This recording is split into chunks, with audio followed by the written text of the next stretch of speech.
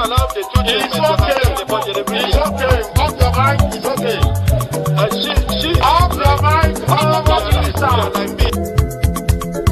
Chai! Now wow, people wey suppose talk truth to power don't off mic. And if we talk, now 500,000 they go summer us, call them hate speech. But fear not, Maiyegun don't come. Him go torchlight every corner, nooks and cranny of all these bad people where they spoil our country.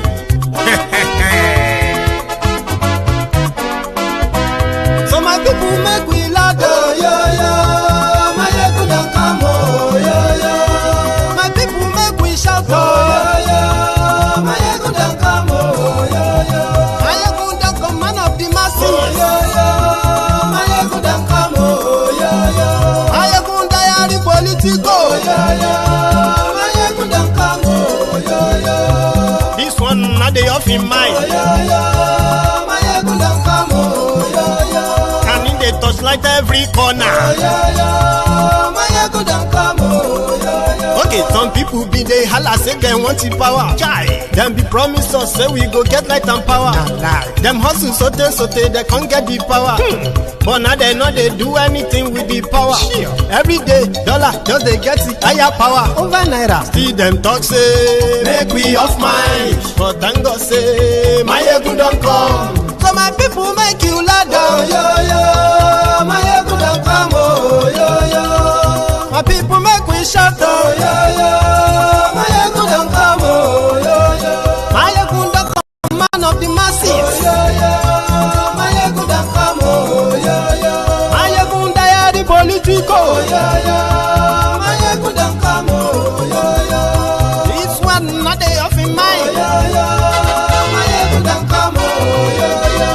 Person where they do evil, no one make person talk.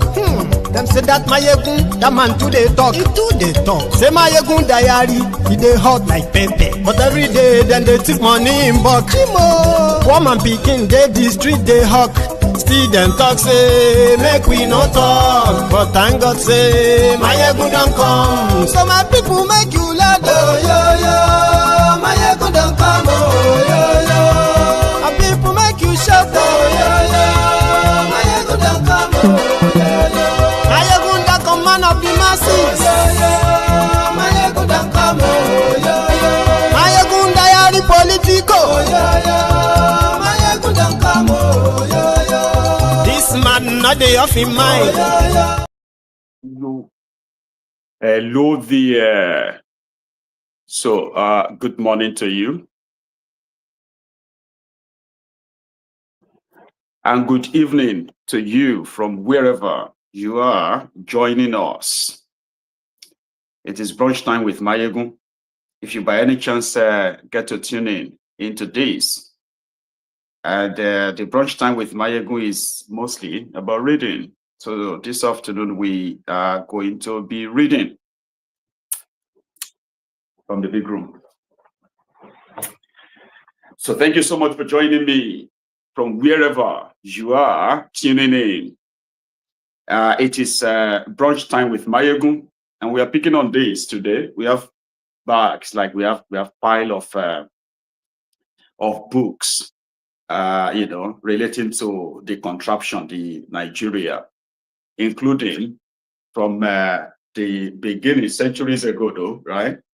When the Fulanis and the North were being kind of like schemed into the the succession plan of the colonialists, something that a lot of people believe actually gave these Fulanis in Nigeria, who doesn't, they didn't belong to Nigeria, but what gave them the leverage in Nigeria was because of this arrangement years ago. And that is why historically, right, we can, historically we can pretty much like guide the younger generation who have been fed, especially us, who have been fed with so much lies.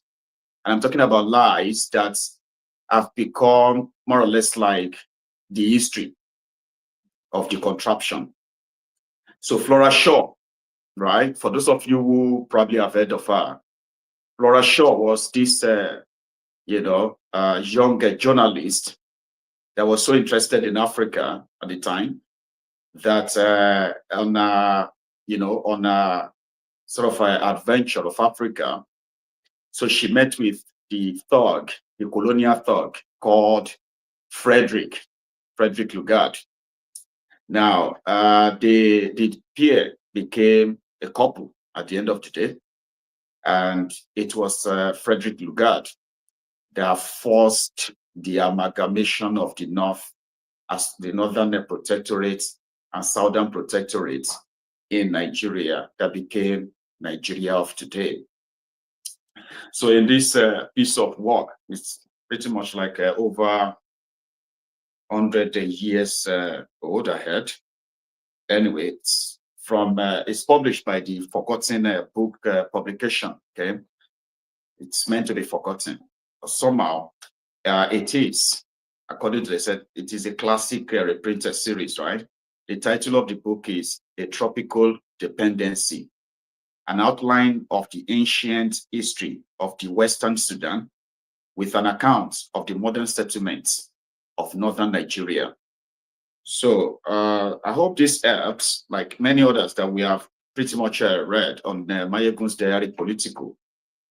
So I'm going to read for like an hour or two. But anyway, this is me back for my brunch time henceforth anyway. And then we're going to have our normal prime time on Maiyegun's Diary Political by the evening. So if you happen to tune in and join us in this broadcast, right, please share it, okay? Like share it. And then you can listen to it like you are just listening to a podcast on the radio, which means you can continue with whatever you're doing this morning. If it is morning for you, if it is afternoon, also you can continue whatever you're doing. Just listen to it in the background, right? And I hope I would read in rhythm enough that it won't be too fast or too slow, kind of, okay? So if you can hear me very well as well, or if for any reason you suddenly can't hear me anymore, please let me know, okay? I appreciate that so that I can increase the volume, you know? So we are reading what is a piece of work by Flora Shaw, and it's like the introductory now. So this tells you more, it tells you more the origin of, or should I say the genesis of the British colonialism, British rule in Africa, the genesis, what led to that, and how it was pretty much handled as well. So you can sit back, relax while you listen. And thank you so much to those of you who tune in, right? So chapter 1, a tropical dependency, introductory. It has become the habit of the British mind to think of the British Empire as a white empire.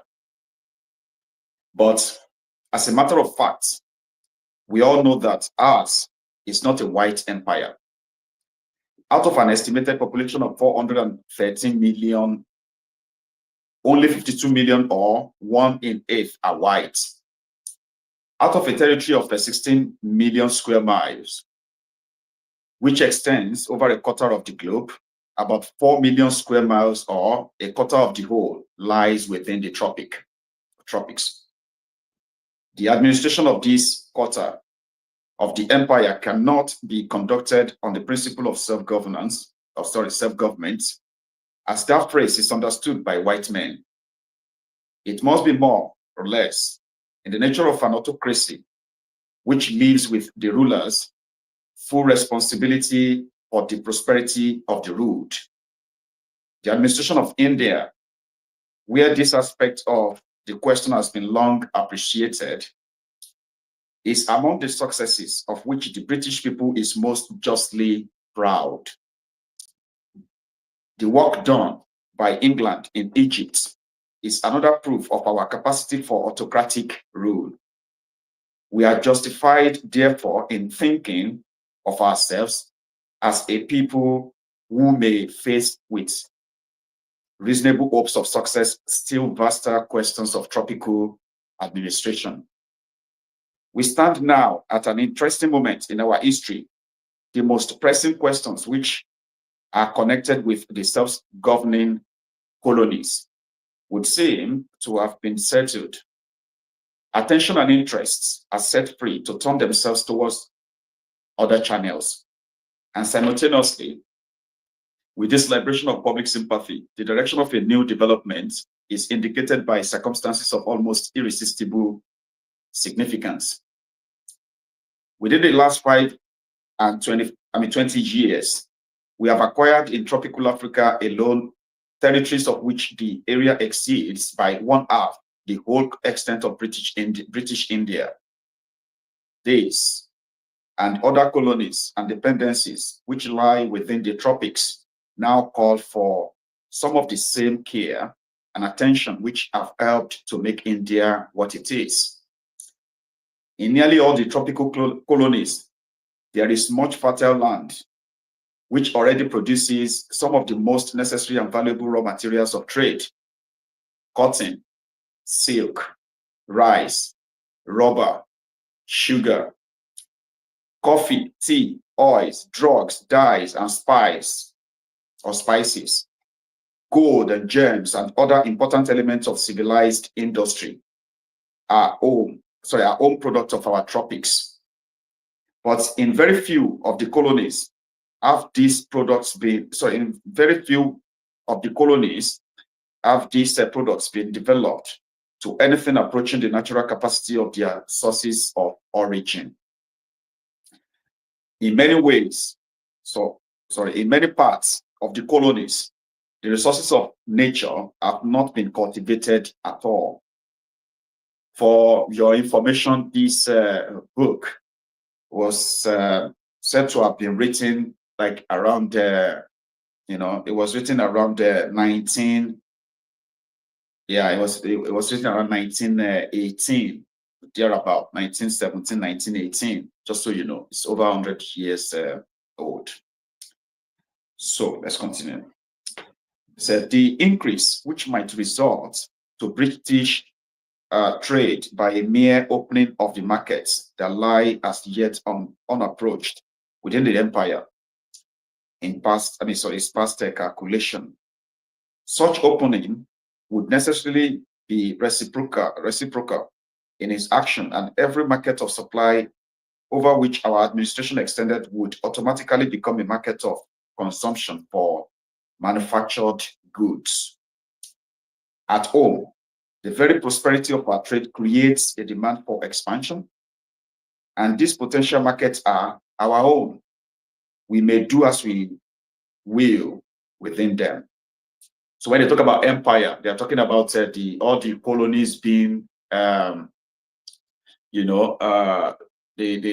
colonies, or should I say, the countries being colonized, the people being colonized, they later became countries. So that's what they call their empire, British Empire. All right. So when you hear the word empire, it's stretched all the way to India, Egypt, Africa. In fact, they consider that when they captured so many parts of Africa, because India was very big, right? So when they captured India, so India was their biggest asset until British captured Africa, and it became almost the size of India, like all the territories they control, not up to, but like almost up to. Anyway, the cultivation of our tropical lands, our tropical lands. So when they talk about tropical, they put into, they're not talking about England per se, they're not talking about Britain, they're talking about their empires in Africa, in India, and other Asian, So the cultivation of our tropical lands involves, we are sometimes told, questions of transport and labor, which are too difficult to touch. Of this, the question of transport within the limits of our own colonies and protectorates is very largely a question of money, and it's difficult its difficulties may easily be made to disappear whenever a real demand for transport shall arise. The question of labor is more serious. Tropical labor is colored labor. You're getting it now? So when they say colored, they are talking about non-whites, non-British, right? So blacks, browns, Indians, and other.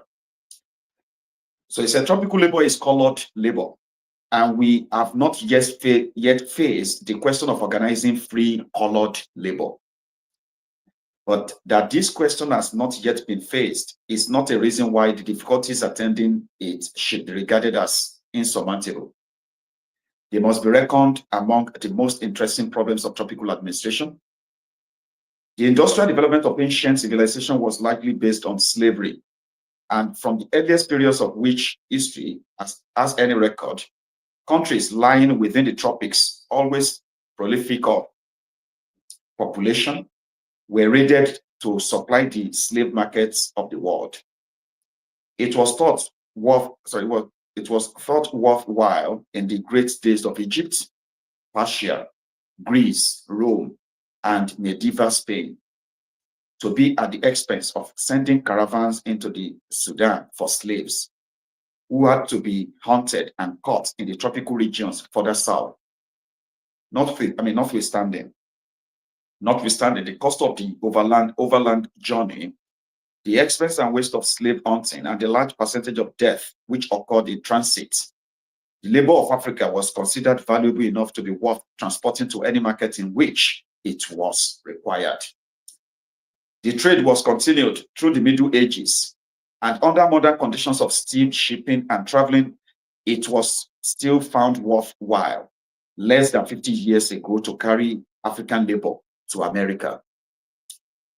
We have abolished slavery, and as a consequence, it has been assumed that the labor which once supplied the great industries of the world has ceased to have any value. This is a curious anomaly for which, however, many explanatory reasons might be produced. Colored labor, without the control which the master exercises over the slave, has its peculiar difficulties. In the face of them, the civilized communities of the Western world have abandoned the use of colored labor, and the introduction of the industrial and agricultural machinery, which began almost coincidentally with the abolition of slavery, has minimized the consequences of the loss. The fact is not altered that African labor had, through many ages of the world's history, a very high, sorry, I'll take that again, said, not altered, that African labor had, through many ages of the world's history, a very high marketable value, that this labor still exists, that it is native to an immense area of the tropical colonies, and that it will rapidly increase in volume under the conditions of peace and security introduced by British administration, are factors of great importance in considering the possible development of the resources of these colonies. To construct a bridge between the old system of civilization and the new, by finding means to organize as free labor and as a free labor, the labor which preceding generations could only use enslaved, would be to lead the way in a very sensible advance beyond the first and necessary step of the abolition of slavery. In speaking of ancient civilization, I have not mentioned the ancient civilization of the Far East, where industry is believed to have been first carried to the highest pitch. The industries of the Far East were supplied with other than African labor. From the earliest times, the Chinese have been famed for manual dexterity, and Eastern industries have been based upon yellow labor. Yellow labor was carried to a far higher degree of perfection than black labor ever seems to have attained. And yellow labor has never been thrown out of employment. The product of its industries were always largely imported by the nations which owned black slaves. It retains today the dexterity for which it was famous in the period of the pharaohs. But the kingdoms of the East, having risen earlier to a condition of coercion in which they were able to protect their subjects, and having also from a very early period maintained the policy of exclusion practiced by Egypt in its greatest days, yellow labor has never been used to supply the slave markets of the West. Western communities have felt the same repugnance to the employment of free Chinese labor that they felt to the employment of free African labor, and we have had to wait for the present conjunctions of events in order to see yellow labor. Yellow laborers are the Chinese. I think that's what they call them, yellow labor. Anyway, yellow labor, right? Under the direction of intelligence as acute as any intelligence of the West, prepared to enter into competition with white labor in the industrial markets of the world. Japan said that Japan, which has now established its military and naval ascendancy on the shores of the Pacific, will proceed to the fuller development of its industrial resources, is scarcely doubtful. The labor of China is under its hand. We have therefore an additional reason to take stock of our imperial and of our industrial position. We have within our empire a body of colored labor greater than any which Japan can at present command. There is nothing to prevent us from attracting by immigration as much more as we please. But in order to use our own or to attract more with profit to the empire, we must face the old question of tropical administration.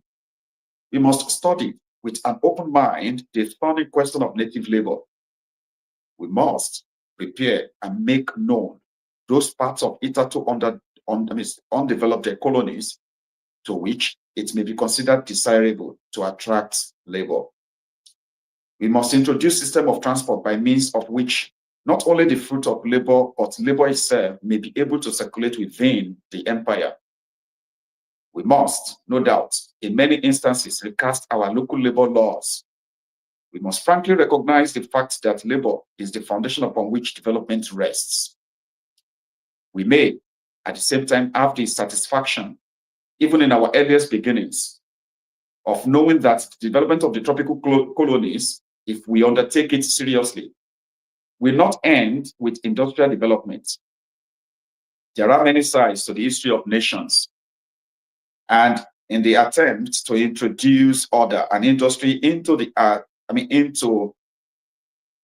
present uncivilized areas of many of our tropical possessions, we shall no doubt meet with innate powers unsuspected now that in more favorable conditions may blossom into life. Our fathers, by a self-denying ordinance, did what they could to set the subject populations free. It was nobly conceived, and civilization has profited by the step in human progress that was made. But the actual enjoyment of freedom is still far from the African native. If we could realize the dream of abolition by carrying freedom to every village, and so direct our administration that under it, the use of liberty would be learned, we should be filling a place that any nation might be proud to hold in the annals of civilization. It is not a mere unworthy dream of gain which turns our eyes towards the tropics. It is a great opportunity which seems to be presenting itself in national life, one which affords scope for the best qualities and highest talents that we can command.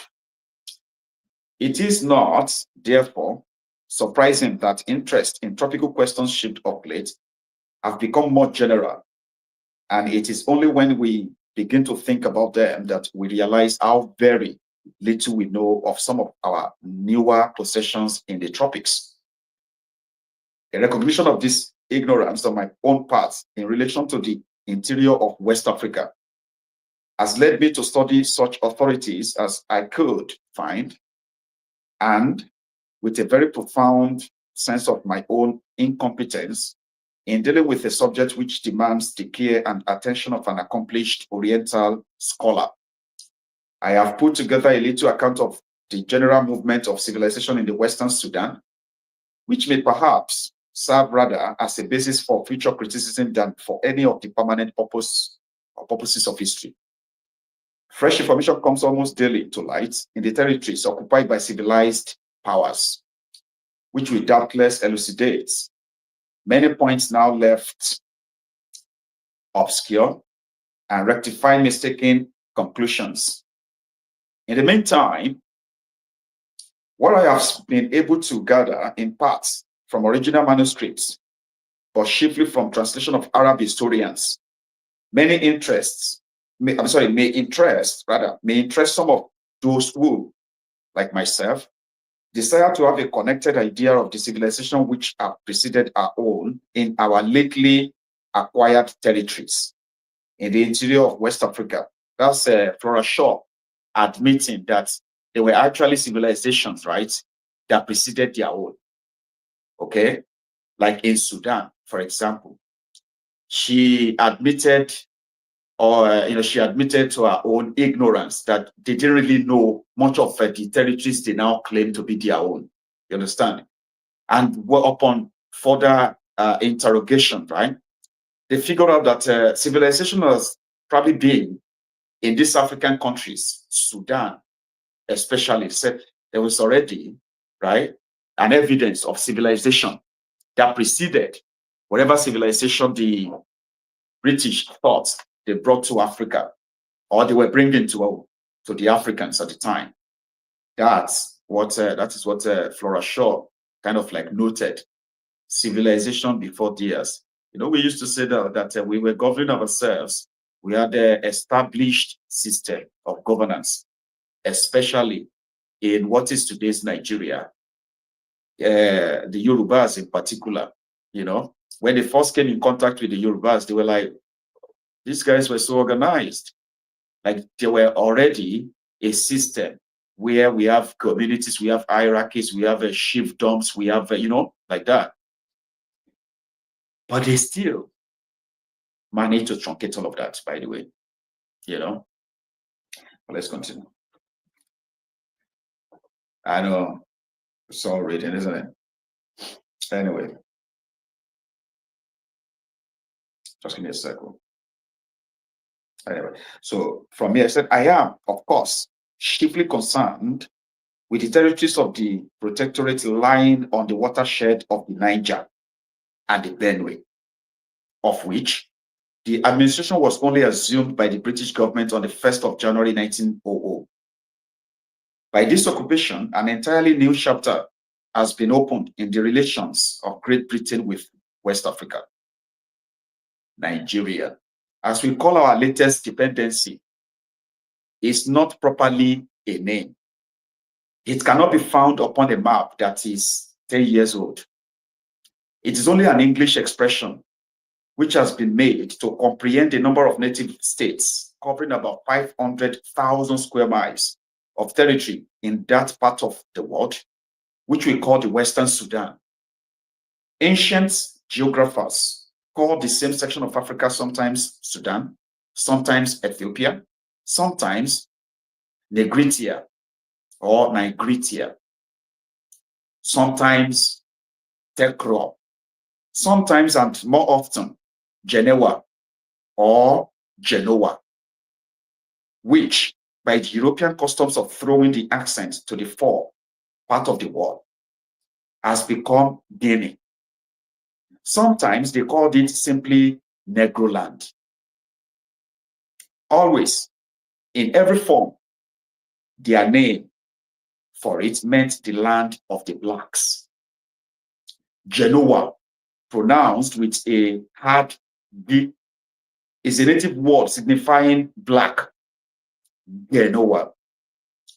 It is so generally used to designate blacks that at the present day, among the Arabs of Egypt and the Moors of Morocco, that is at both exits from the desert, I have myself heard it applied to the Negroes of the Sudan. From the earliest periods of which we have any knowledge, black land has stretched as it stretches now, from the west coast of Africa to the east, along that line of successive waterways, which begins with the mouth of the Senegal and ends only at the southern mouth of the Red Sea. If the north of Africa be considered as a whole, it divides itself into three great main sections, all of which run like the land of the blacks, east and west. There is first, outside the tropics and within the zone of winter rains, the historic coast strip stretching along the Mediterranean shore from the mouth of the Nile to Cape Spartel. A range of mountains at its back, receding towards the western end, separates it from the desert and gives to its fertile lands the shelter and the water which they need. These mountains have been as the stronghold of civilization to the coast. Behind them, on the southern slopes, there is a belt of land on which the date palm flourishes, salt mines abound, and flocks and herds can be subsistence. In this belt, there are even spots of great fertility, and there are parts in which it widens, spreading with fertile promontories into the desert. But in its nature, this southern face of the hills, known to the ancients as the land of dates, is but an offshoot of the coast strip. It merges soon into the desert of the rainless zone, which formed the second great section of North Africa. From the Atlantic coast to the Nile, these deserts, under different names, succeed each other across the continent in a broad belt of desolation. Upon the map, they cover an area of between 10 and 15 degrees of latitude. At their narrowest parts, the caravans which traverse them count upon a march of 50 days. They are, in part, composed of drifting sand, through which only long practiced local guides can find their way. They are practically waterless, and it is, of course, only in places where springs are known to exist that the passage of them is possible. Marmol, a Spanish writer of the 16th century, gives an interesting description of how these wells were preserved in his days. They are, he says, walled inside with camel's bones for want of stones, and they are also covered with camel skins, lest the shifting sand should blow over them and fill them up. The natural consequence is that even when there, the wells are often hidden, and the travelers may die of thirst within a few feet of water. With the hot sands and the deserts, the continent passes into the tropics, and here again, a natural barrier marks the third great division of North Africa. A straight line drawn upon the 17th parallel of latitude will mark the edge of the zone of summer rains. Slightly to the south of it may be traced the great water belt formed by the coasts of the Senegal, the Niger, the Benue, the rivers of Hausa land, Lake Chad, the Shari, the lakes, and rivers of Wadai and Darfur, the Bahr el Ghazal, and the sources of the Nile, which, with their network of tributaries, fertilize the land from the Atlantic Ocean to the mountains of Abyssinia. Other great lakes and rivers traverse the continent farther south. The waterways that I have named suffice with the Nile to arrest the advance of the northern deserts and to place around them a border of luxuriant vegetation. Thus, in silent prehistoric ages, the rough outlines of the destiny of North Africa were traced. There was a fertile strip in the temperate zone. There was a fertile strip in the temperate zone and near an easily navigable sea. There was a great barren strip in the waterless desert near to nothing, which could encourage human occupation. There was another fertile strip in the tropic zone, well watered, but sealess, save at its western and eastern extremities, where on the western coast, the lack of good arborage discouraged navigation, miasmic of a climate very different from that of the strip upon the northern coast, and running north and south, connecting these three, which lay parallel to one another, there was the wonderfully fertilized valley of the Nile. It was almost a foregone conclusion that one race should inhabit the coast and a wholly different race the tropics, and that civilization of a no less different sort should spring up in both zones. Separated as they were by the deserts, it was natural that connection between them should be maintained by that valley of the Nile, which has made itself immortal in the name of Egypt. It is accordingly to Egypt that we look for all our earliest information concerning the land of blacks. And it is to Egypt and through Egypt to Asia Minor and Arabia that the blacks themselves trace their oldest traditions, as it is impossible to appreciate the position of Western Negroland in the history of the world without reference to the movement of other civilizations by which it was influenced. It may be useful, at the risk of repeating very familiar facts, briefly to recall some of the commonly accepted dates relating to the rise and fall of the early civilization of the Mediterranean, the great period of Egyptian civilization, including that of the southern end of the Nile Valley, under its Ethiopian, Coptic, and Libyan pharaohs, extends from an antiquity which recent excavations tend to show ever more remote, to the conquest of Egypt by Cambyses, king of Persia, BC 527. Egypt then became a province of the Persian Empire. It was in the early period, before the time of Herodotus and Cambyses, that Egypt would seem to have given the first inspiration of civilized life to Western Negroland. It remained a dependency of the Persian Empire for 200 years, but during the whole period was constantly at war with its conquerors.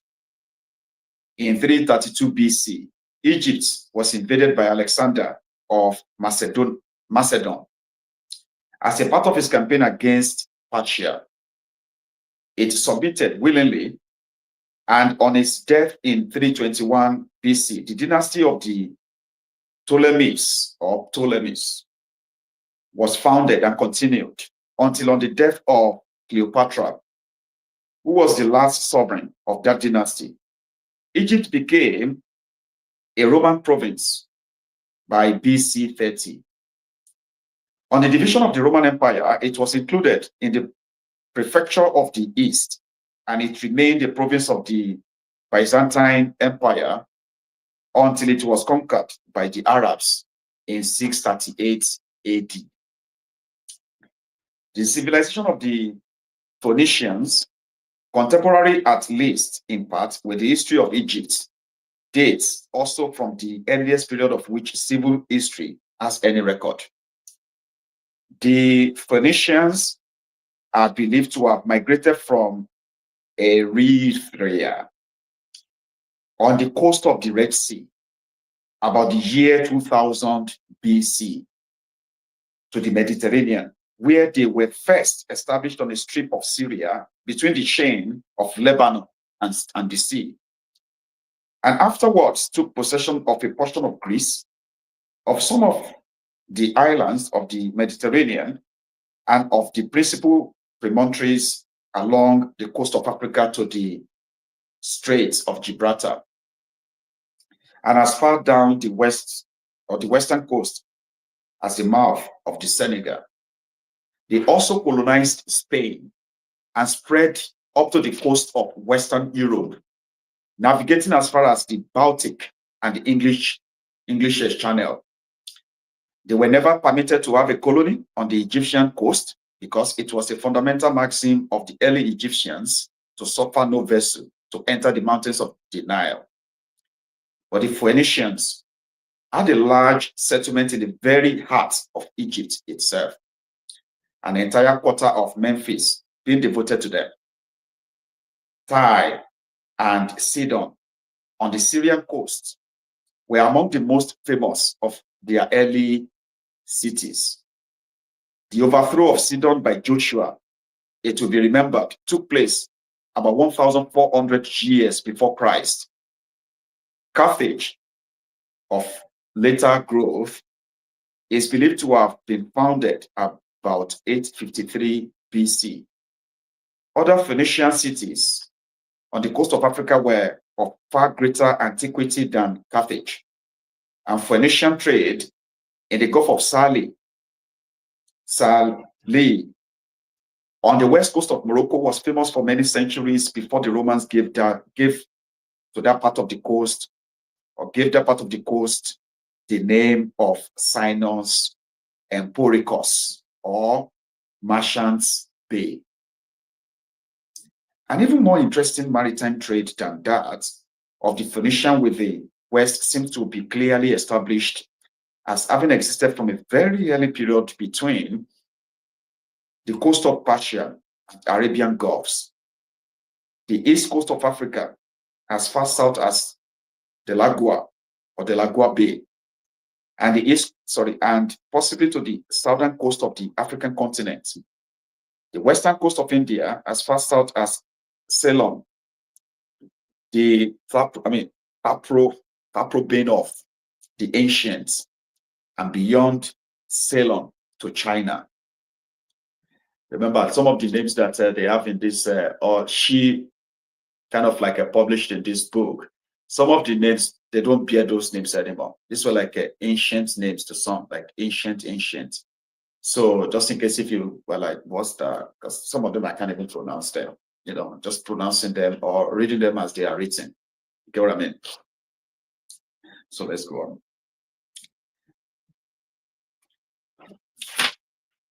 Anyway, so through a considerable portion of their history, the Phoenicians appear to have acted as commercial agents for Egypt. It was by the orders of Necho, or Necho, king of Egypt, that about the year 612 BC, Phoenician sailors, playing for this famous king a part analogous to that which Columbus played 2,000 years later for Ferdinand and Isabella of Spain, started from the Red Sea to explore the Southern Ocean, and according to the tradition related to Herodotus, proved the fact that Africa was surrounded by water on all sides, but the strip of land which bound her to Asia, arriving in the third year from their departure once more in Egypt by way of the Straits of Gibraltar. As they sailed, it is related that they landed on the coast, sowing the land and waiting for harvest. Thus, a tradition of them lingers on the west coast as well as on the east. And to them, it is in some quarters believed that the legend of the first white men in Western Negroland may be traced. It is the fashion to doubt this statement of Herodotus with regards to the circumnavigation of Africa, but in the light of many remarkable facts concerning African history which have of late become known, it may be worthwhile to remember that the achievement spoken of, if it really occurred, would have been almost within the memory of an old man at the time at which Herodotus wrote. Carthage had intercourse across the desert with Negroland and drew thence its supply of elephants, as well as gold and carbuncles. Later account of the immense quality of gold which abounded in Negroland render it not improbable that some of the gold so lavishly used by Phoenician artificers in the decoration of Solomon's temple may have been brought from the valley of the Niger. Greek influence in Africa was much later than that of Egypt and Phoenicia, and the colony of Cyrene with a C, by the way, which afterwards became the province of Cyrenaica. Can you believe that? Cyrenaica. Between the borders of what is now Tripoli and Egypt, was not founded till 620 BC, about 100 years before the conquest of Egypt by Cambyses. It became subject to Egypt in 323 BC and afterwards shared in fortunes, Libyan, or as we should call them, Berber tribes. Do you get that? We call them Libyans now, but they were known as Berber tribes, held the extreme west, or divided it with the Carthaginian colonies until the conquest of the northern region by the Romans. During the 200 years which immediately preceded the birth of Christ, it may be remembered that Scipio received the surname of Africanus in recognition of his triumph over Hannibal in the year 202 BC. Africa proper, the territory owned by Carthage, which corresponds to the modern Tunisia, was created a Roman province in 146 BC.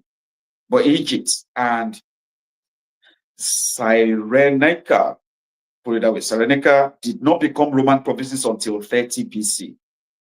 Mauritania, in the northwestern corner, also became a Roman province in 33 BC. When the Romans completed the normal conquest of Africa, they divided it into 6 provinces, of which Ethiopia or Negroland was one. But though the northern strip was well known to them and flourished under their rule, and they made some military expedition to the south, they had little, if any, recorded intercourse with Negroland. Thus, from the earliest dawn of Western history, the northern coast strip of Africa was the scene of civilized occupation. The introduction of the previously existing Berber or Libyan inhabitants into Africa belongs, says Ibn Khaldun, their great historian, to a period so remote that God only knows the epoch of it. And as one race of conquerors displaced another, there was a perpetual pressure driving the Libyan inhabitants with the dispossessed peoples across the borders. The natural borders were the hills, and the hunted populations take refuge in them were forced down the southern slopes upon the deserts. Gradually through the ages, the desert became the home of nomads people who learned, wandering upon the inhospitable face of their drifting sands, to pluck subsistence from widely scattered patches of fertility. These wandering tribes, known under many names, from the Tokuleos, Tuaregs, Kabyles, Amozigs of the west, to the Tibus, Bardoas, and others of the eastern borders of the desert, are generally classed as Barbars. It is under the name of Barbars that they are most frequently alluded to by Arab historians, from whom, at a much later period, we derive our principal knowledge of them. Between the coast strip and Negroland, the desert itself became, in this manner, sparsely inhabited by a race which, though it is held to have had one Libyan origin, suffered in the course of history so many invasions and infusions of new blood that it has broken into almost countlessly diverse tribes, cherishing many and widely different traditions. Speaking in roughly general terms, the Berbers are a white people who, having a tradition that they once were Christians, now profess Mohammedanism. North Africa, in the centuries which elapsed between the birth of Christ and the appearance of Muhammad, was the favored home of Christianity. The names of his saints and martyrs stand high upon Christian rolls. Saint Cyprian suffered at Carthage. Saint Augustine was born at Hippo. Tertullian and Natantius, if they were not Africans, bore eloquent testimony to the fervor of the African church. In the many conquests of early Christian councils, it was the African divines who finally triumphed and gave to Christianity its Western form. The African, like the Syrian desert, was at one time honeycombed with the cells of hermits and self-touring monks. There was no essay that had not its counterblast in Africa. Proselytism was perhaps nowhere more active. There is, therefore, nothing to surprise us in the Christian tradition of the Berber tribes. They have presumably been, in turn, of the religion of every great invader. Their language has been classed among the Hamitic languages, but the art traditions of Arabian descent. One among many stories of their original introduction into Africa is that 5 colonies were introduced from Arabia Felix by a certain leader, Ifriqiya or Afriqiya, who gave his name to the continent, and that from this descended no less than 600 clans of Berbers. Amongst their many tribes is not, however, to be counted a race wholly distinct from the Berbers, but also nomad in the eastern desert, who are said by those learned in these matters to be the true gypsy of the East. The tradition of the Zingari, as they are found in northern Africa, is that they came originally from India. This tradition is to be met with, again, though faintly and uncertainly recalled among some of the races of Western Negroland. While the northern strip pressed thus upon the desert there can be little doubt pressed equally upon the fertile belts to the south. Quite indirectly, the influence of Tyre and Sidon, Rome, and Carthage must have been brought to bear from the very earliest periods upon Negroland. But besides this indirect influence of pressure by the superior race along the whole course of their borders, an influence which, as will presently be seen, was very potent in modifying the character of the leading black race or races of Negroland. There were also channels of direct influence which, though Europe has ceased to use them, remain unchanged to this day. These are the caravan routes across the deserts. Nature laid them down and has marked them by certain spots where water can be obtained. The springs have not changed their position within any period of which history has preserved a record.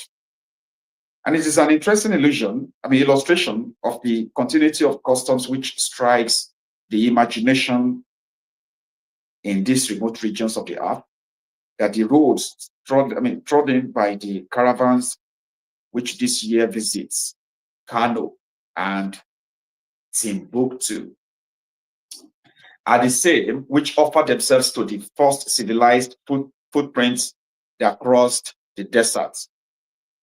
There are two principal roads across the desert, one through Tripoli and the Fezzan, running due south towards what is now Nigeria, taking the shape of a forked stick, like that, a forked stick, to rest upon Lake Chad and the Niger. The other through Morocco, running again due south towards Timbuktu and the western end of Negroland.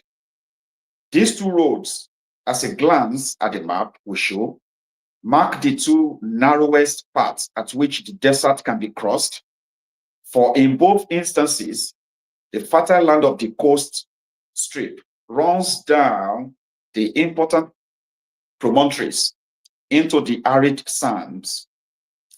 Both these roads were counted as a 50 days journey from edge to edge of fertile land. They are, I believe, so counted still. It hardly needs to be added that one was the channel of eastern and the other western influence upon Negroland. It is difficult now when we are accustomed to regard, I'll jump a few paragraphs, okay. Here, said, when history of Negroland comes to be written in detail, it may be found that the kingdoms lying towards the eastern end of the Sudan were the home of races who inspired rather than of races who received. The traditions of civilization associated for us with the name of ancient Egypt, for the cover on either side of the upper Nile, between the latitudes of 10 degree and 17 degree, territories in which are found monuments more ancient than the oldest Egyptian monuments. If this should prove to be the case, and the civilized world be forced to recognize in a black people the fount of its original enlightenment, it may happen that we shall have to revise entirely our view of the black races and regard those who now exist as the decadent representatives of an almost forgotten era, rather than as the embryonic possibility of an era yet to come. Be this as it may, the traditions of the Eastern Sudan of the present day, which seems to be derived from the same sources as those of Egypt and Arabia, while the nations lying towards the western end of the Fertile Belt have been more strongly imbued with the influence of the Western Arabs, who in comparatively modern times carried civilization into Spain.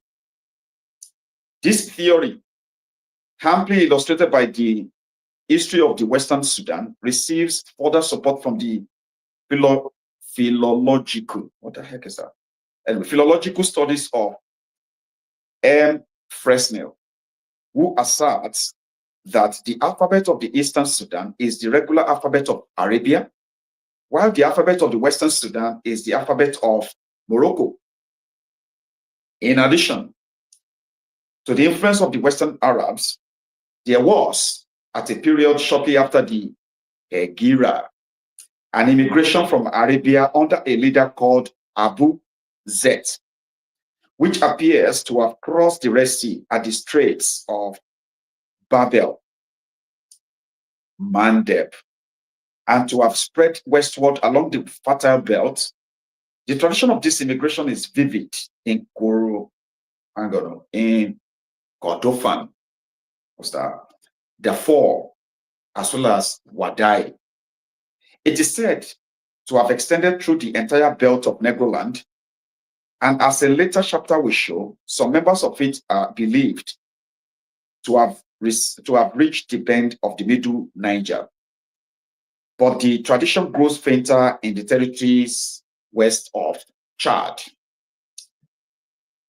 The influence of Egypt, also perceptible in the Western Sudan, is naturally strongest in the territories which lie nearest to the eastern caravan routes across the deserts, the meeting ground in which it would appear to have overlapped with the more modern influence of the Western Arabs may perhaps be placed geographically upon the bend of the Niger.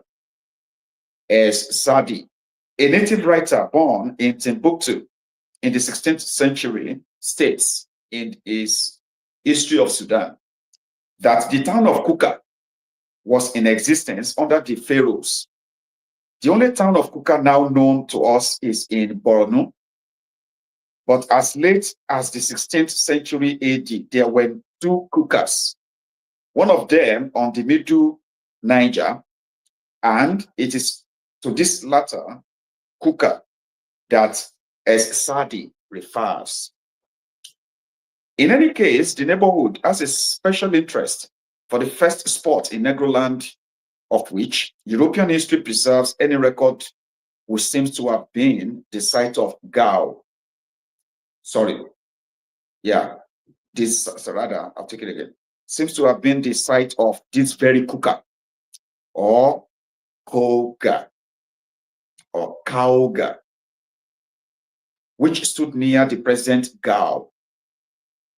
Herodotus, writing something more than 500 years before Christ, gives an account in his second book of an attempt which was made by certain Nasamonians occupying the territory on the Mediterranean coast behind Tripoli to penetrate into the desert by the eastern road, afterwards so well known and used by the caravan trade of Negroland and the coast. According to his account, there were among these people certain darling youths, son of powerful men, who, having reached man's estates, formed many extravagant plans and chose 5 of their number by lot to explore the desert of Libya to see if they could make any further discovery than those who had penetrated the furthest. The Nasamonians related that when the young men deputed by their companions set out, well furnished with water and provisions, they passed first through the inhabited country, and having traversed this, they came to the region infested by wild beasts. And after this, they crossed the desert, making their way towards the west. And when they had traversed much sandy ground during a journey of many days, they at length saw some trees growing in a plain, and that they approached and began to gather the fruit that grew on the trees. And while they were gathering it, some diminutive men, less than men of middle stature, diminutive means short men, okay, something short. Diminutive, like Sega, Imot, kind of. Anyway, so it said, they came up, and having seized them, carried them away. The diminutive men conducted them through vast morasses. And when they had passed this, they came to a city in which all the inhabitants were of the same size as their conductors and black in color. And by the city flowed a great river running from the west to the east, and crocodiles were seen in it. Herodotus does not mention the date of this discovery of the Niger by the Nasamonians. It may have taken place before or after the reported circumnavigation of the continent by the Phoenicians. It may have happened within the memory of those who related the facts, or it may have been a tradition of much earlier events. In the incidents of discovery, there is an indication which the further history of Negroland supports, that the races which now inhabit equatorial regions further south at one time extended towards the northern edge of the fertile belt. The diminutive men whose city existed on the middle Niger some 100 years before Christ are presumably the dwarfs who, in our own day, were found by Stanley in the Congo forest. Their displacement illustrates the movement under the influence of which the aboriginal inhabitants of the fertile belt were pushed backwards towards equatorial Africa by that pressure of superior races from the desert, of which I have spoken. Greek historians of a later date than Herodotus established the fact that between the purely black people known as the Western Ethiopians and the Mauritanian inhabitants of the northwestern corner of Africa, there were tribes known as the Farusi with an I, by the way, and the Negretis, who used bows and arrows and had chariots armed with scythe. The description of the Negretis, who evidently knew at least the use of iron, would appear to imply a somewhat superior race occupying a position between the black dwarfs and the northern Libyans. Thus, it would seem that in quite ancient times, the existence of different races within the belt of Negroland was established. There were evidently superior and inferior tribes. And without attempting to follow the question in detail, it is interesting though. It is interesting, though not surprising, to observe that along the whole line of the fertile belt, the superior races, modified by intercourse with the white pressure from the north, gradually established themselves in possession of the upland bordering more nearly upon the desert and civilization, while the inferior races were driven back towards the then impenetrable regions of barbarism and equatorial Africa. This movement of all that was inferior towards the south is a fact of supreme importance to the subsequent history of the Negro Belt. In the later history, given to us by Arab records of every one of the superior black kingdoms which established themselves upon the border of the desert from Kordofan to the Atlantic, there is to be found at some point in the description of the information that to the south of this country lies the country of the Lems, or it may be of the Yems, or Dems, or Rems, or Gnems. And after the double name comes invariably the same explanation: who hit men. In following the history of kingdoms after kingdoms, it becomes clear that a belt of cannibalism, of which the Hunyams of the Congo may be counted among the present survivors, extended along the south of the Negro Belt across the whole breadth of Africa. M. de Lochor, a French writer of much knowledge and acquaintance with his subjects, takes the latitude of 10 degrees north as forming in his day 1853. The northern limit of habitation of the debased pagan Negro. Between 10 degrees and 17 degrees, he places the final races, which he qualifies generally as Musulman Negroes. Today, I believe it will be found that there has been a still further recession southwards of the inferior races, and 9 degrees north will perhaps be nearer to the limit of their northern extension. It is interesting to observe that northern Nigeria stretches from 7 degrees to 14 degrees, thus including within its limit both classes of natives. The modern history of Negroland may be said to date from the period at which it accepted the Muslim religion, but the final black races had established their domination over the inferior and ruled by force of superior intelligence and cultivation long before that time.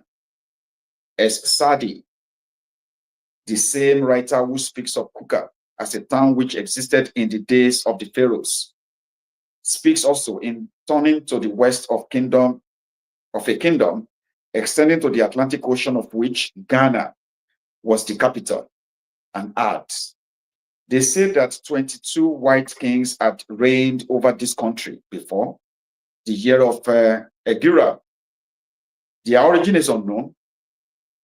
It is also in this neighborhood about the sources of the Senegal that the original home in Africa of the Fulani, who count as a partly white race, is placed. The movement of these remarkable people in Africa within historic time has unquestionably been from the west to the east.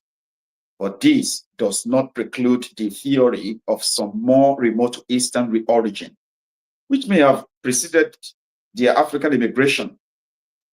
Whether Phoenician, Egyptian, Indian, or simply Arab, they are evidently a race distinct from the Negroid and other black types by which they have been surrounded, and notwithstanding the marked effect produced on some portions of their people by intermarriage with Negro women, they have kept the distinctive qualifications of their race through a known period of 2,000 years. The Fula of today is as distinct from the pure Negro as was the first Fula of whom we have record. How long they may have existed in Africa before any record of them was made, it is with our present knowledge impossible to say. The Hausa, the way they write the names is quite different, by the way. The Hausas and the Songhai, you know, the Songhai, the Songhai are other races, which, though black, are absolutely distinct from the pure Negro type. In accepting as an historic fact the gradual migration southwards of all that was least valuable in the elements composing the mixed and widely varying population of the Negro belt, it is to be also recognized that this migration, though doubtless accentuated by the outside pressure of civilization from the north, was a natural movement initiated by the native populations and carried on by them throughout the known period of their history. Not only were the uplands bordering upon the desert the most desirable portions of the Negro belt, and as such, likely to pass into the hands of the strongest who could hold them, but as they were also the healthiest, the races which inhabited them were maintained by climate conditions on a higher platform of mental and moral activities than the more supine inhabitants of the denser tropical regions to the south. Hence, every cause, natural and artificial alike, has combined to the one end of establishing the superior races in the northern and the inferior races in the southern portion. If they follow up, this is what brought the idea of, you know, saying the superior races. That's how the Oyibos decided to rewrite it and say the Fulanis, they are superior races, and the Northerners, they are superior. They are like the superior races. Okay, while those of us in the South, we are inferior races. This is the concept too. That's why it's called the introduction. The beginning. The beginning. Right. Where's my other part here? Thank God. Right. So he said, hence, every cause, natural and artificial, blah, blah, blah, blah, so as combined to the one end of establishing the superior races in the northern and the inferior races in the southern portions of the fertile belt. So you hear the idea of we are born to rule by these northerners or the Fulanis or what have you. Yeah, it all came from what the British decided to put into their own history and documents to say, oh, you guys from this part, you're superior. Those ones from this part, they are inferior. Even though today we are the ones who call them Mumu. you know, the Southerners will be like, they are just mumu, or these Northerners are mumu. But that's not how the British, you see the reason why the British left Nigeria for them? Because in the British, in their book, these guys are superior to the Southerners. True story. The result, as we see it today, is strikingly illustrated in British territory by a journey from the Niger mouth to Sokoto. The river, in its windings, makes a sectional cut, of which the general direction is from north to south, and leaving the nude savage of the coast to prowl in dusky nakedness through the mangrove swamps of southern Nigeria. As its mouth, the traveler who enters the river sees the natives on the banks ever increasing in decency and dignity as the latitude recedes from the equator. At Lokoja, no native is unclothed. A little further north, at Bida, where the town is approached by avenues of trees and native brass and glass manufacturers, add to the usual industries, Moorish dress is already common. In the market of Sokoto and Kano, the same is as varied and as dignified as in any market of the Mediterranean coast. Chapter 2. Now, chapter 2 is the conquest of North Africa and Spain by the Arabs. Let's read that. We still have like another 43 minutes. So I'll see how that goes. Where that takes us, then we can call it a day. The Roman occupation brings the history of North Africa to the Christian era. The subsequent decline of the Roman Empire was marked by a corresponding decline of the Roman colonies in Africa.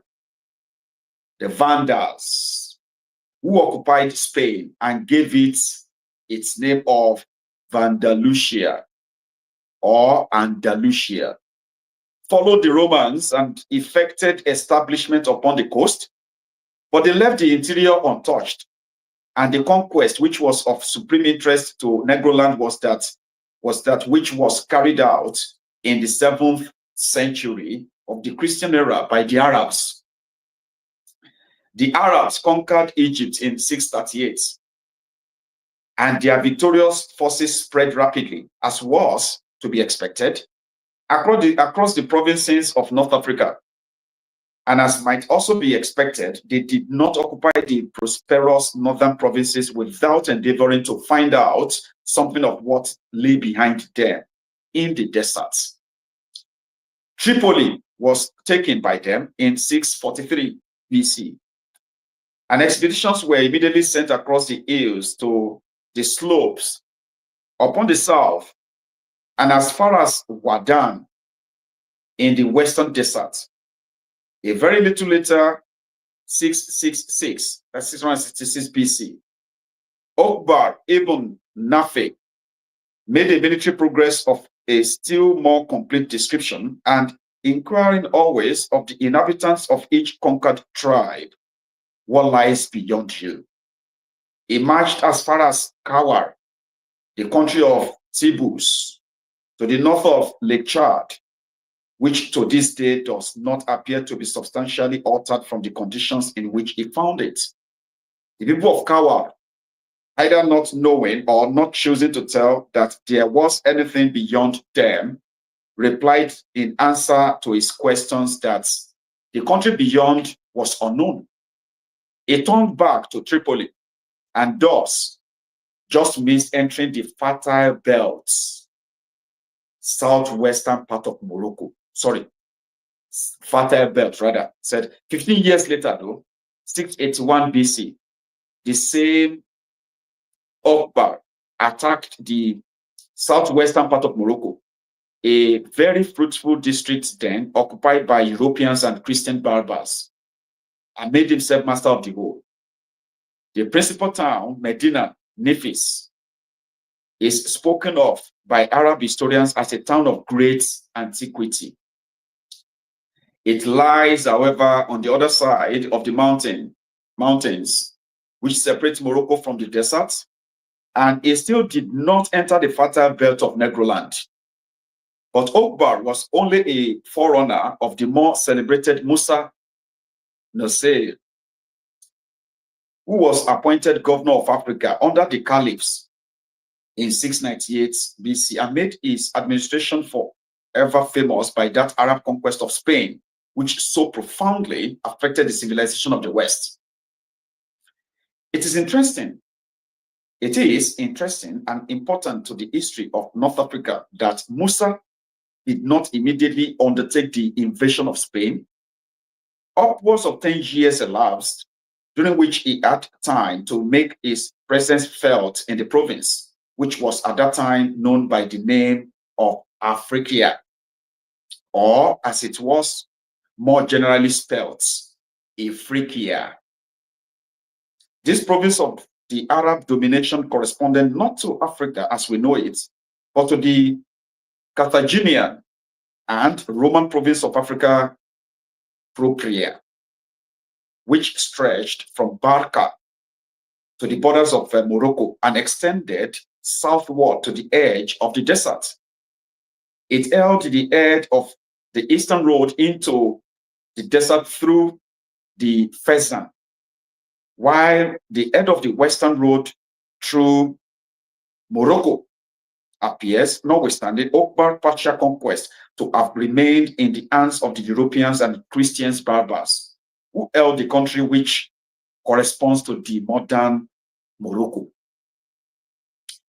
Musa's first act as army on arriving at Kairouan to take up the governorship was to make a speech to his soldiers, which, interpreted by the light of succeeding events, had almost a prophetic note. In quote, "I know well," he said, "what sort of commander you want." And after describing to them an ideal soldier, continue, in quote, said, doubly cautious after victories, doubly brave after defeat, trusting ever in the righteousness of his cause.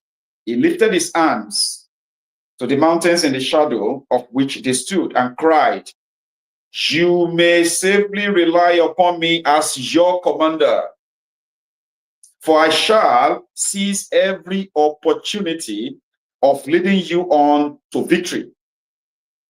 And by every opportunity of leading you, and by Allah, I will not cease making incursions into yonder high mountains and attacking the strong passes leading into them, until God has depressed their summits, reduced their strength, and granted the Muslims the victory.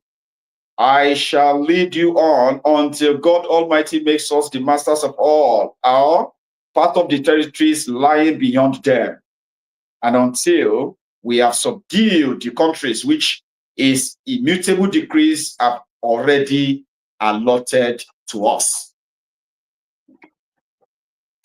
His own province was far from being at that time in a state of complete subjection. His first campaign was against the Barbars of Arwa, who made forays towards Kairouan. Then he sent one of his sons against the tribes. His son was successful and returned with 100,000 captives. He sent another son in another direction who was successful and returned with 100 captives. Really, 100,000 captives. He himself went in a third direction and was successful and returned with another 100,000 captives. Wow. In all, upwards of 300,000 captives resulted from his campaign. 300,000 people, like people just like, what was his army? Like, it must have like 500,000 soldiers. Because I don't understand, because when you read some of this history, right, sometimes you'll be wondering, people will say, how did they conquer Africa? If Africans were so strong, we are so strong and so powerful and all of that. How did they conquer Africa? How did this these Arabs, right? How did they manage to go into the island of Africa and they like capture 100,000, 200,000? How many were their armies? Did people just like zombie just to be like, okay, take us, take us? I don't understand. But sometimes, you know, history is crazy. You know, it's not like now that you have the snipers, you have the you know, you have the, you know, what do you call it, fighter jets, you have all these bombardiers and what have you, right? Those guys were using the arrow and sword. How did they control 300,000 people to follow them? Just like that. Similarly, when you look at those who, I mean, the millions of slaves that they captured and they took away and the rest of that. Sure, you get me now? So I'm just like, how did they do it? Well, the people so, I don't know. This is kind of things that goes on in my head every time I'm trying to kind of like make sense out of some of the history. Or you go somewhere, you carry 100,000 people. That's like a whole, back then, oh, that's like a whole country. And everybody followed you to follow you, and you take them to your papa and say, Papa, I've come back. Oh, we have conquered them. Like, what the heck, man? History. Anyway, let's continue. Okay. It says, where is that? Okay, yeah. Sorry, I'm trying to get where we are. All right, I found it. 300,000. That's a lot. Anyway, I'll take that again. Okay, it says, in all, upwards of 300,000 captives resulted from this campaign. The Caliph, we are told, would hardly believe it when he was informed that a fifth of the captives amounted to 60,000. Musa, encouraged by his successes, dispatched his troops farther and farther into the desert. The western Berbers tribes of the Awara, the Zenata, Kotama, and even as far south as the Zenaja were in turn taken by surprise. He fought with them, in the words of his historian, battles of extermination. He killed myriads of them and made a surprising number of prisoners with great booty of cattle, grain, and articles of dress. This conquest took place in the years 699 and 700 AD. The fame of Musa spread so far and wide that all soldiers desired to serve under him in Africa. And the numbers of his army increased so much that they were doubled. Okay. Doubled, like how much? How many? Conflict was constantly renewed with the more warlike of the desert tribes, but God was pleased to permit that the Muslims should have everywhere the victory. By the year 702, Musa was joined by the van of the Egyptian army, and a great battle was then fought in the west, in which the Berbers were commanded by their famous king, Oseila. The Muslims were entirely victorious, and with the spoils they were taken from the Berbers, innumerable maidens, inestimable by their beauty and accomplishments. The maidens were distributed amongst the soldiers as wives. This battle was the prelude of many further African conquests, including the conquest of the territory of Marrakesh. The town of Marrakesh, or Morocco, was not founded till near the end of 11th century. The territory of Northern Africa being conquered and Arab armies driving all before them to the southern edge of the deserts, where, as will presently be seen, the harried tribes found refuge in the fruitful plains of Negroland. Musa turned his ambition to the sea. He ordered the building of a dockyard at Tunis and himself sailed, thither. From the moment of the completion of dockyard, the port of Tunis became a place of safety for ships, when the winds blew at sea and the waves were high. Musa ordered the construction of 100 vessels, and in these preparations passed the remainder of the year 703 AD. In the year 704 AD, all the best of his army embarked in an expedition which was called the Expedition of the Nobles. They spoiled Sicily and returned safe. In 705, another expedition against the Berbers was followed by their total submission. In the same year, Syracuse was attacked by sea and spoiled. 3 years afterwards, Sardinia was attacked and an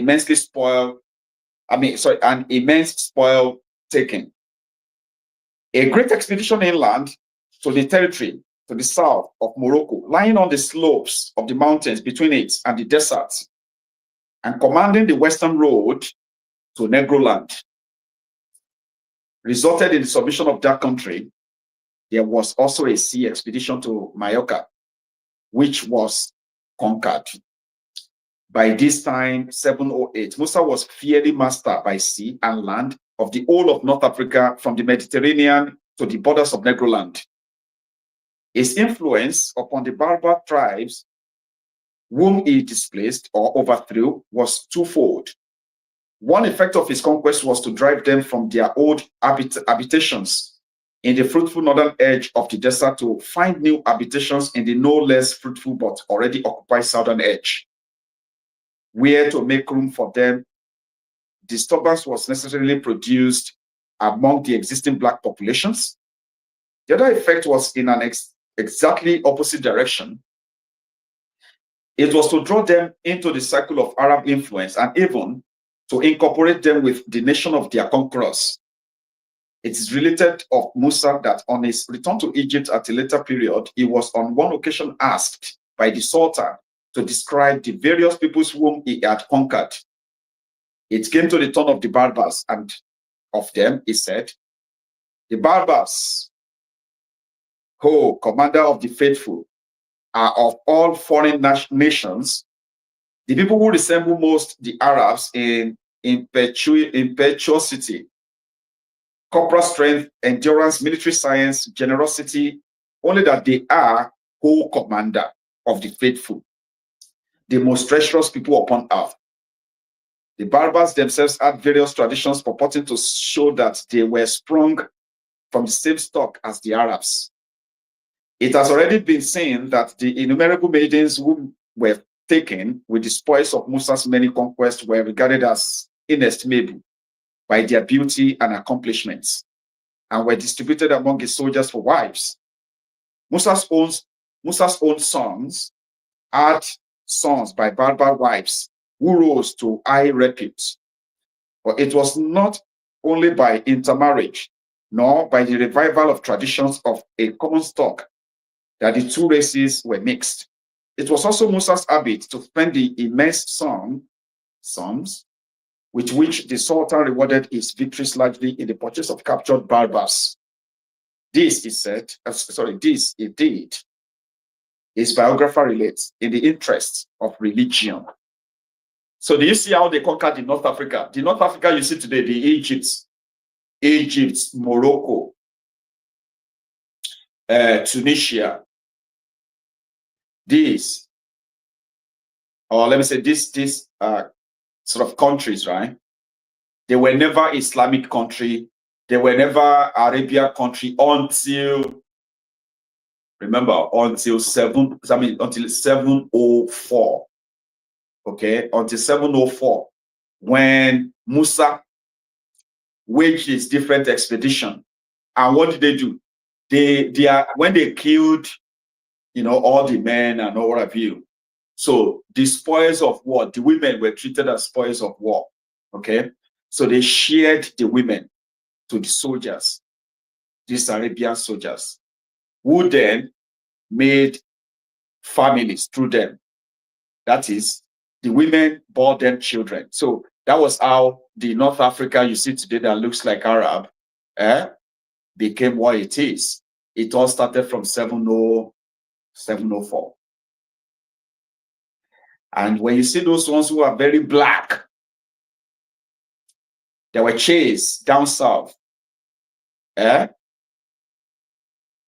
Yeah, those ones that were chased, down south, who ended up, where did they end up? They ended up in northern Nigeria of today. But let's continue. 1 second. Anyway. So the effects, hang on. So the effect of such a system in bringing about an amalgamation of two races and in inducing the acceptance of Mohammedanism by the Berbers does not need to be insisted upon. They are already giving birth to their children. So the races became by degrees so mixed that in many cases the Berbers could hardly be distinguished from the Arabs, nor the Arab from the Berbers. In all that was subsequently done by the Arabs, leading Berbers at their share. The amalgamation of the Arab and the Berber peoples, which could not have taken place but for the similarity in their disposition noted by Musa, was very shortly to be illustrated in that conquest of Spain, which has left Musa's name enshrined in the sacred places of Arab history. Having assured himself of the necessary command of the sea, Musa sent the Berber Tariq, one of his freedmen, to possess himself of Tangiers and the strong places of the neighboring district with a view to crossing over into Spain. Tariq accordingly marched thither and took the strong places and cities of those Berbers.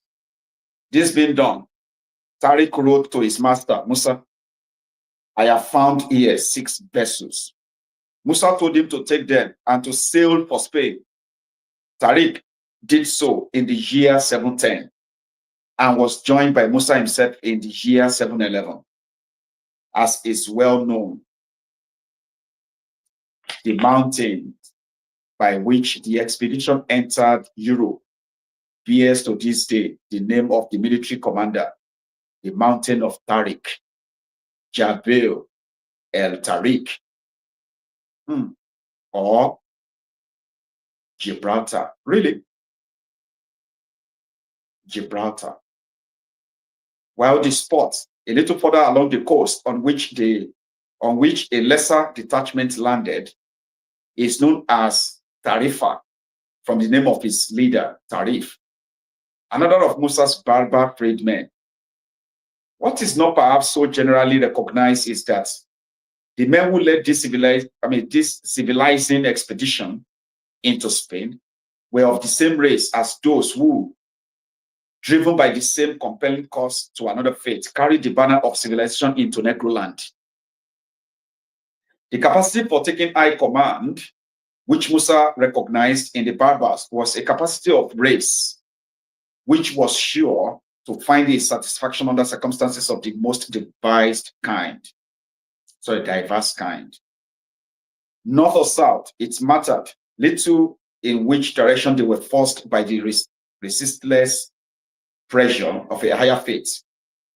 Alike in Spain and Negroland, where they went in misfortune, they were to remain in triumph until that mysterious decadence which attends the fate of peoples marked for decay. That is a chapter 2. So Arab civilization in Spain, can you believe that? That the Arabs actually conquered Spain? They did. So anyway, that's going to be like about almost 15 pages or more. Anyway, so chapter 3, which I can possibly just try some other time. And those I even look. I don't know. I think I know. I think the picture seems a little bit off, poor. But that's how I'm going to be. That's how I'm going to be running it now. Okay, we're going to read here.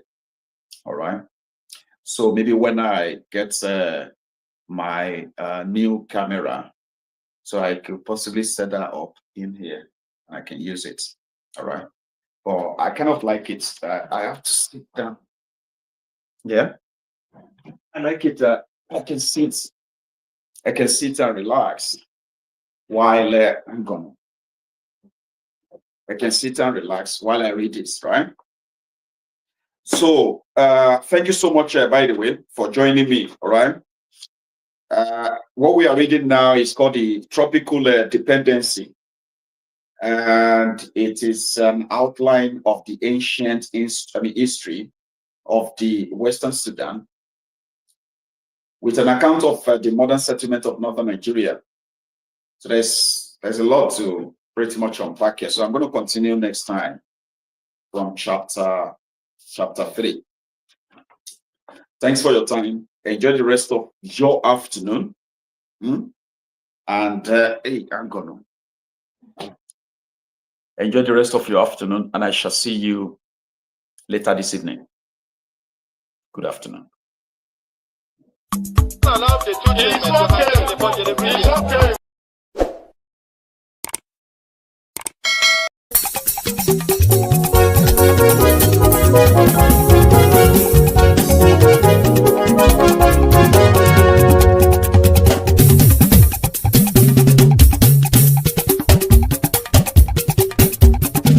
Maiyegun làwa mọ̀ làmọ̀ tó dòdòdò. Maiyegun Diary, Maiyegun #1.